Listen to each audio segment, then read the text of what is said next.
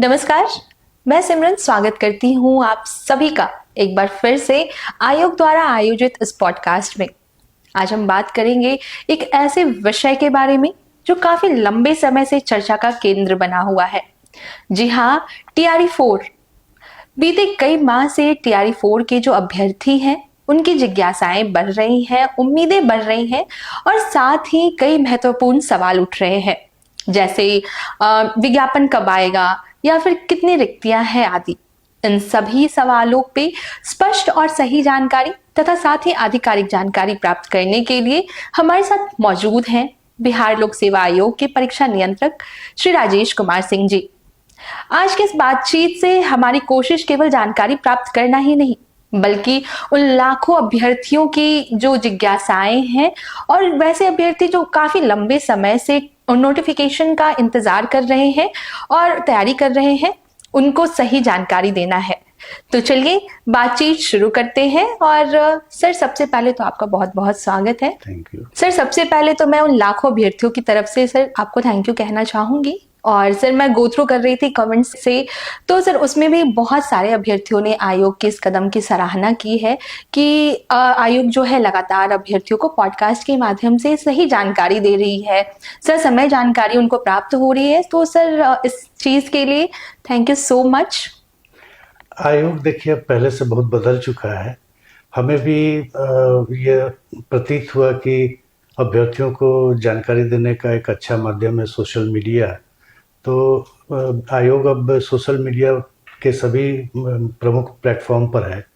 तो समय समय पर विभिन्न परीक्षाओं के लिए हम लोग पॉडकास्ट के माध्यम से सोशल मीडिया प्लेटफॉर्म पर अभ्यर्थियों को जानकारी देते रहते हैं। बिल्कुल sir, thank you so much आयोग के इस कदम के लिए। और सर, आज का यह पॉडकास्ट जैसा मैंने बोला कि TRE-4 के लिए है। तो सर काफी लंबे समय से जो है TRE-4 के जो शिक्षक अभ्यर्थी हैं वो TRE-4 के विज्ञापन को लेकर के उनके बहुत सारे सवाल हैं, उनकी जिज्ञासाएं हैं और लगातार TRE-4 को लेकर के वो सवाल भी कर रहे हैं कि TRE-4 का विज्ञापन आखिर कब जारी होगा। तो सर सबसे पहला तो मैं ये पूछना चाहूंगी सर कि आखिर TRE-4 में जो इतना विलंब हो रहा है, तो सर इस डिले का क्या वजह है? आखिर क्यों इतना डिले हुआ इस विज्ञापन को जारी करने में, और सर क्या रीजन है? पहली बात कि विलंब की परिभाषा क्या है। जब मैंने या आयोग द्वारा यह दे दिया गया है कि 22 से 27 सितंबर को TRE-4 की परीक्षा आयोजित की जाएगी, यूजुअली 3 महीना पहले हम लोग उसके प्रश्न पत्र तैयार करने से लेके अन्य चीज़ों पर ध्यान देते हैं। अभी 6 महीना बचा हुआ है, तो मुझे समझ नहीं आता कि इतनी हड़बड़ी क्यों है कि विज्ञापन तुरंत जारी कर दिया जाए। ये कुछ लोग बहकावा में आकर के परेशान हो रहे हैं और बहकाने वाले लोग भी मैं देखता हूँ कि सोशल मीडिया पर एक्टिव रहते हैं। तो ये कोई मतलब नहीं है कि TRE-4 का विज्ञापन जल्द आ जाए। डेट जब एग्ज़ाम का दे दिया गया है 22 से 27 सितंबर होगा, तो हमारे पास जून तक का टाइम, हम जून तक भी हमारे दृष्टिकोण से कोई विलंब नहीं है। लेकिन खैर, विलंब होने का 2-3 कारण था। एक तो गेस्ट टीचर के मामले में मामला अटका हुआ था जो अभी शिक्षा विभाग से हमें प्राप्त हो गया। अल्पसंख्यक कल्याण विभाग में भी महिला आरक्षण के बारे में थोड़ी त्रुटि थी जिसको कि प्राप्त कर लिया गया बैठक करके, और भी कुछ परिवर्तन किया गया इस बार जिसके चलते भी विलंब हुआ। लेकिन विलंब, मैं फिर से दोहराना चाहूँगा, कोई विलंब नहीं है। 22 से 27 सितंबर को परीक्षा होगी, अभ्यर्थी उसकी तैयारी करें। परीक्षा आयोजन कराना हमारा काम है, फॉर्म भराना हमारा काम है। सर इसी के साथ मैं ये पूछना चाहूंगी, और मेरे साथ जो लाखों अभ्यर्थी हैं सर, उनका यह सवाल है कि आखिर TRE-4 की वैकेंसी अब कब आएगी सर? अब कितना विलंब है और कब तक यह जारी हो जाएगा सर? TRE-4 का जो नोटिफिकेशन है आयोग की तरफ से कब तक अभ्यर्थियों के लिए दे दिया जाएगा? देखिए, अब TRE-4 का नोटिफिकेशन 3-4 दिन में जारी कर दिया जाएगा, लेकिन फॉर्म भरने की तिथि 25-26 के आसपास रखी जाएगी। वह इसलिए कि 25 से 30 71वीं कंबाइंड की मुख्य परीक्षा है और 23 तारीख को भी एक परीक्षा है। तो उसका एडमिट कार्ड डाउनलोड होने का समय 17 से लेके 23 तक है। आयोग ये नहीं चाहता है कि उनको एडमिट कार्ड डाउनलोड करने में किसी तरह की कठिनाई हो, क्योंकि TRE 4 के नोटिफिकेशन निकलने पर बहुत लोग आपाधापी में फॉर्म भरना चाहेंगे। तो ऐसे ऐसी स्थिति में जब लाखों या बड़ी संख्या में लोग फॉर्म भरने लगते हैं तो एडमिट कार्ड डाउनलोड होने में कठिनाई होती है। तो इसीलिए फॉर्म भरने का तिथि जो है वो 25 या 26 से रखा जाएगा, जो कि नोटिफिकेशन में लिखा हुआ रहेगा। नोटिफिकेशन 3 से 4 दिन में प्रकाशित कर दिया जाएगा। तब तो ये उन लाखों शिक्षक अभ्यर्थियों के लिए खुशखबरी की है जो काफी लंबे समय से जो है TRE 4 की वैकेंसी के लिए मांग कर रहे थे और इंतजार भी कर रहे थे। तो अब आपका इंतजार यहीं समाप्त होता है। सर ने जैसा बताया कि अब बहुत जल्द आयोग के द्वारा नोटिफिकेशन जारी कर दिया जाएगा। तो सर, जैसा कि अभी आपने बताया नोटिफिकेशन बहुत जल्द जारी होने वाला है, तो सर मैं ये पूछना चाहूंगी कि सर TRE 1, TRE 2 और TRE 3 इन सभी का एक परीक्षा करवाया गया था आयोग द्वारा। तो सर क्या जो फॉर्म भरने की प्रक्रिया है बिल्कुल इन तीनों TRE की तरह सिमिलर है, या इस TRE 4 के लिए कोई संशोधन किया गया है, कुछ चेंजेस किए गए हैं सर? 2 प्रमुख चेंज किए गए हैं जिसको अभ्यर्थियों को ध्यान में रखना चाहिए फॉर्म भरते समय। इस बार फॉर्म भरने के समय ही 38 जिला का चॉइस उनको देना होगा। वह सावधानीपूर्वक भर देंगे, क्योंकि अगर मान लीजिए आप 30 जिला का चॉइस देते हैं और रैंक के हिसाब से वर्ग 6 से 8 के लिए आपने अप्लाई किया है और रैंक के हिसाब से आपको 32वां या 33वां जिला मिल रहा है, और अगर फॉर्म में आपने 30 ही जिला भरा है तो फिर आपका नहीं होगा। ये ध्यान रखिएगा। ये बिल्कुल कंबाइन की तरह है कि अगर आपने केवल डिप्टी कलेक्टर DSP का चॉइस दिया है और रैंक के हिसाब से आपको रजिस्ट्री या फिर अन्य कोई सेवा मिल रही है, लेकिन आपने चॉइस ही नहीं दिया, तो आपका कंबाइन में नहीं होगा।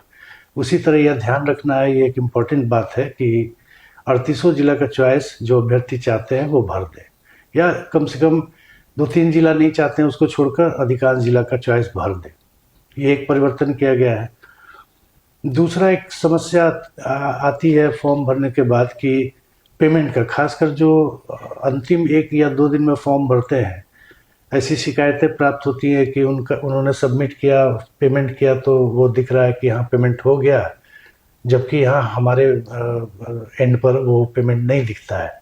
2-3 दिन बाद बैंक सेटल करता है, तो कभी कभी इसको लेकर कंट्रोवर्सी हो जाती है। तो इसलिए ऐसा प्रावधान इस बार किया गया है कि पहले आप पेमेंट कर देंगे, उसके बाद ही आपको फॉर्म भरने का लिंक उपलब्ध होगा।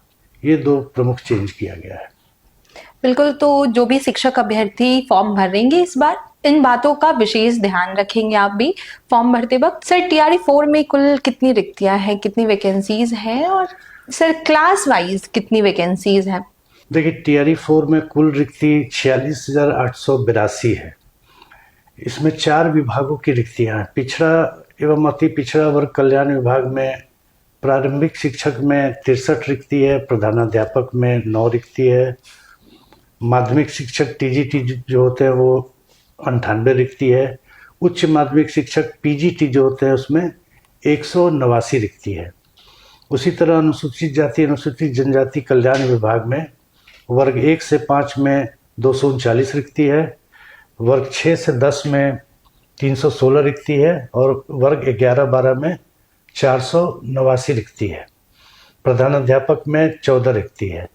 शिक्षा विभाग में माध्यमिक वर्ग 9 और 10 में 9,082 रिक्ति है।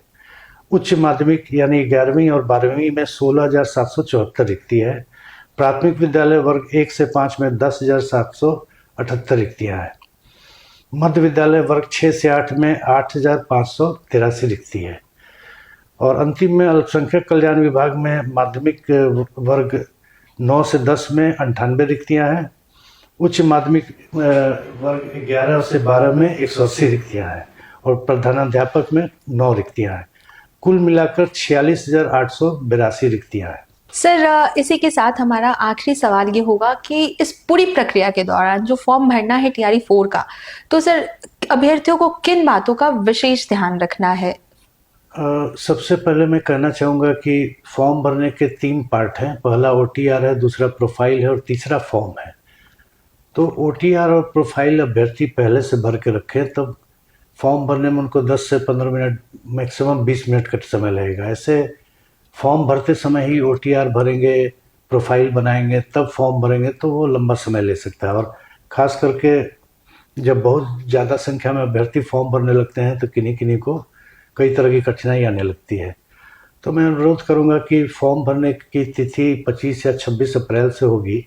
उसके पहले प्रोफाइल और ओटीआर बना करके लोग रख लें ताकि फॉर्म भरने में सुविधा हो सके। दूसरी बात है कि फॉर्म के सभी फील्ड को बहुत सावधानी पूर्वक भरें। अक्सर ये कंप्लेन देखने को मिलती है कि मैंने आधार नंबर गलत कर दिया, मेल आईडी गलत भर दिया, पिताजी के नाम में गलती हो गई। तो एक्चुअली ये सब सुधारने का फिर मौका दिया जाना आयोग द्वारा भी संभव नहीं है। तो ये सब भी बिल्कुल ध्यान से भरें। मोबाइल नंबर भी जो देते हैं सभी डिजिट जांच लें कि सही ढंग से भरा गया है। उसके बाद जैसा कि मैंने बताया कि अब पहले पेमेंट का लिंक आएगा, पेमेंट आपका हो जाएगा तब उसके बाद ही आपको फॉर्म भरने का लिंक प्राप्त होगा। तो एक पेमेंट की समस्या से छात्रों को निजात मिल जाएगी कि बाद में पेमेंट होने में, खासकर अंतिम दिनों में बैंक से अगर लौटा दिया गया, किसी वजह से फेल कर गया तो नो पेमेंट के आधार पर उनका फॉर्म एक्सेप्ट नहीं होता था। तो अब पहले ही पेमेंट हो जाएगा तो फॉर्म अपना भरकर सबमिट कर देंगे। दूसरा एक चीज़ होता है कि सबमिट करने के पहले, फाइनल सबमिट करने के पहले सारे डेटा को एक बार चेक कर लें कि सही ढंग से भरा गया है। जैसा कि मैंने बताया, ईमेल आईडी, माता पिता का नाम, आधार नंबर, मोबाइल नंबर, ये सब सही भरा गया है, नहीं तो बाद में बड़ी दिक्कत हो जाती है।